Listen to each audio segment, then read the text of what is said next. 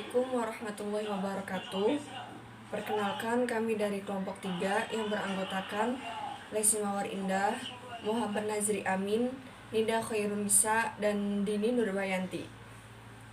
Kami akan menjelaskan tentang pernikahan dalam Islam. Penjelasan yang pertama akan disampaikan oleh saya tentang pengertian dan hukum serta dalil dari pernikahan. Baiklah, materi yang pertama itu tentang pengertian. Siapapun, setiap orang ingin berumah tangga. Rumah tangga itu terbangun melalui proses pernikahan antara dua insan, yakni perempuan dan laki-laki. Namun sebelum itu kita harus mengetahui apa sih yang dinamakan dengan pernikahan, apa pengertiannya, dan bagaimana pernikahan itu. Pernikahan itu berasal dari bahasa Arab, yakni nikah, yang artinya itu mengumpulkan atau menyatukan. Istilah pernikahan juga bisa disebut dengan perkawinan. Menurut Kamus Besar Bahasa Indonesia, pernikahan yakni ikatan atau akad yang dilakukan itu sesuai dengan ketentuan ajaran agama Islam. Menurut ulama mazhab Syafi'i, pernikahan adalah sebuah akad yang mengandung kebolehan melakukan hubungan suami istri atau jima dengan lafal kawin atau nikah yang semakna dengan itu.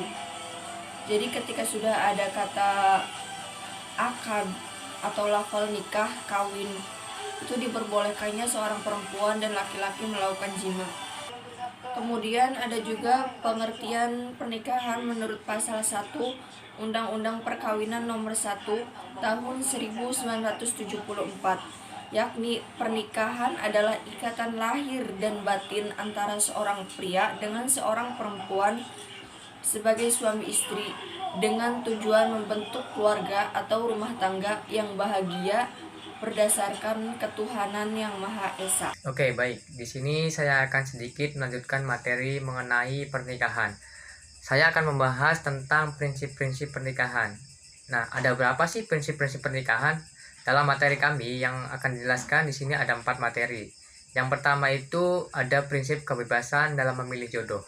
Yang kedua, ada prinsip mawaddah warahmah. Dan yang ketiga, ada prinsip saling melengkapi dan saling melindungi. Dan keempat, prinsip muasyarah bil al-ma'ruf. Prinsip ini didasarkan pada firman Allah Subhanahu wa taala. Nah, kenapa sih kok ada prinsip? Nah, karena ketika ada prinsip, pernikahan ini akan berjalan dengan lancar dan kita sudah mempunyai prinsip yang akan kita inginkan ke depan nanti. Nah, dari sini teman-teman bisa memahami apa itu prinsip dari perkawinan atau pernikahan yang dijelaskan oleh para pemateri ya. Oke, selanjutnya yaitu ada tujuan dari pernikahan itu sendiri. Yang pertama itu ada meningkatkan ibadah kepada Allah Subhanahu wa taala. Yang kedua, membentengi nafsu. Yang ketiga, melangsungkan keturunan yang saleh. Yang keempat, menumbuhkan perilaku tanggung jawab. Yang kelima, membuat hidup tenang dan tentram. Nah, pasti dalam pernikahan juga ada tujuannya itu loh, pasti ada ya. Karena nikah itu bukan hal yang gampang ya. Jadi teman-teman harus ada usaha terlebih dahulu. Nah, ada tujuannya ini. Dalam Islam itu ada beberapa. Nah, meningkatkan ibadah kepada Allah. Jadi ketika kita sudah menikah, nah kita juga akan meningkatkan ibadah kita gitu. Ibadah wajib, sunnah, dan sebagainya. Yang kedua, membentengi nafsu. Ketika kita sudah menikah, ya kita bisa mengeluarkan nafsu kita kepada suami atau istri kita, seperti itu ya. Yang ketiga itu melangsungkan keturunan yang saleh dan menumbuhkan perilaku yang bertanggung jawab. Nah, menumbuhkan perilaku yang bertanggung jawab, pastinya teman-teman ketika menikah itu punya tanggung jawab kan, seperti itu. Nah, dari sini kita menumbuhkan perilaku yang tanggung jawab seperti itu, akan lebih bertanggung jawab atas sesuatu yang kita miliki, yaitu keluarga kita. Yang terakhir, ternyata membuat hidup tenang dan tentram. Nah, dari sinilah pernikahan membuat hidup tenang dan tentram dalam kehidupan sehari-hari dan selanjutnya. Itu saja. dilanjutkan oleh teman saya. Terima kasih. Saya Nida Khairunisa. Di sini saya akan memaparkan materi mengenai syarat-syarat nikah dan rukun akad nikah. Di sini syarat-syarat nikah ada 4 poin. Yang pertama yaitu kejelasan kedua mempelai. Maksudnya yaitu jelas adanya mempelai pria dan mempelai wanita. Yang kedua yaitu keridoan kedua mempelai. Di sini kedua mempelai ridho untuk melaksanakan pernikahan. Yang ketiga yaitu wali. Sebagaimana kita ketahui bahwa mempelai wanita tidak diperbolehkan menikah apabila tidak adanya wali. Yang terakhir yaitu terbebasnya kedua mempelai dari larangan-larangan. Maksudnya yaitu kedua mempelai maupun salah satunya itu tidak terhalang oleh hal-hal yang dapat menghalangi mereka untuk melaksanakan pernikahan, baik karena keturunan maupun sebab lainnya, misalnya karena saudara satu susu ataupun perbedaan agama ataupun yang lainnya. Kemudian rukun akad nikah di sini itu ada 3. Yang pertama itu adanya mempelai wanita dan pria yang terbebas dari hal-hal yang menghalangi mereka untuk melakukan pernikahan. Hal-hal yang menghalanginya itu bisa karena keturunan ataupun sebab yang lainnya. Kemudian yang kedua yaitu adanya ijab. Ijab di sini itu lafal yang diucapkan oleh wali ataupun yang mewakilinya, di mana wali tersebut mengatakan saya menikahkan atau saya kawinkan, ataupun lafaz yang semisalnya. Kemudian yang terakhir yaitu adanya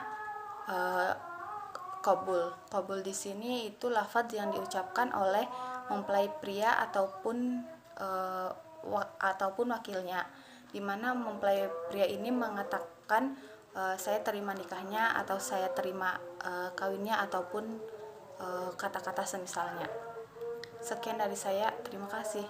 Saya Dini Nurbayanti. Di sini saya akan menjelaskan mengenai hikmah dalam pernikahan.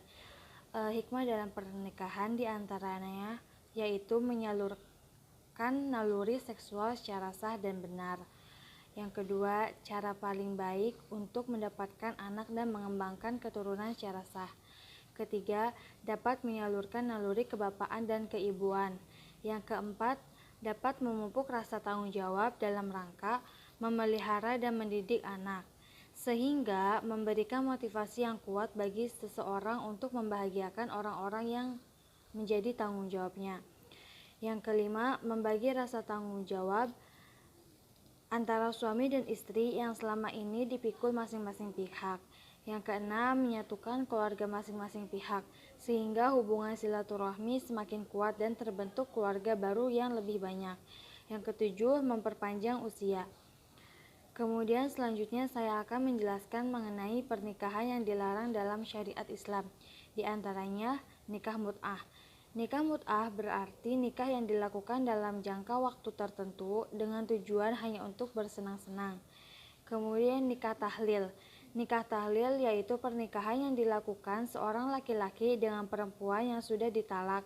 3. Dengan tujuan agar perempuan tersebut boleh menikah dengan suami pertamanya setelah bercerai dengan suami keduanya.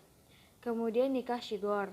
Nikah shigor adalah pernikahan yang dilakukan dengan tujuan barter atau bertukar pasangan dalam nikah tanpa memberi mahar. Kemudian nikah urfi. Nah, urfi secara bahasa berarti adat. Jadi nikah urfi berarti nikah yang dilakukan dengan adat kebiasaan nenek moyang atau etnik tertentu dalam sebuah masyarakat dengan tidak mencatatkan pernikahan tersebut pada pegawai pencatat pernikahan. Pernikahan ini hampir mirip dengan nikah siri, hanya saja nikah urfi tidak memenuhi syarat dan rukun pernikahan yang sesuai dengan syariat Islam. Selanjutnya, nikah dengan orang kafir. Nikah berbeda agama merupakan pernikahan yang dilarang dalam Islam.